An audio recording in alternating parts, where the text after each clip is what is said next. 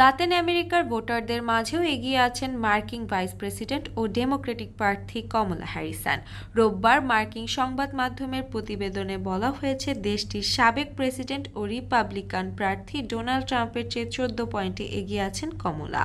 1000 Latino ভোটারদের ওপর পরিচালিত এনসিবির জরিপে জানা গেছে 54% মানুষ কমলাকে প্রেসিডেন্ট হিসেবে চাইছেন, অন্যদিকে 40% চাইছেন ট্রাম্পকে।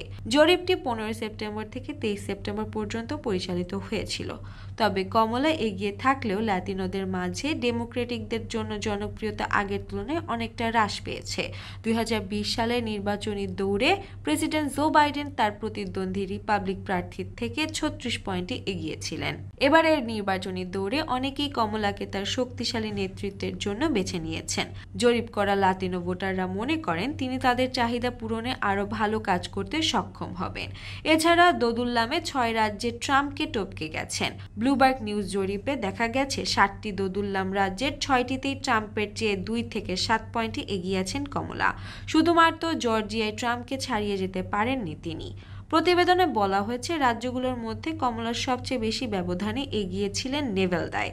এখানে ট্রাম্পের প্রতি 45% সমর্থনের বিপরীতে তিনি সমর্থন পেয়েছে 52%। অর্থাৎ রাজ্যটিতে ট্রাম্পের তুলনায় 7 পয়েন্টে এগিয়ে আছেন কমলা। এদিকে তরুণ ভোটারদের মনেও বেশ ভালো মতোই জায়গা করে নিয়েছেন কমলা। তরুণ ভোটারদের মধ্যে ট্রাম্পের চেয়ে এগিয়ে আছেন তিনি।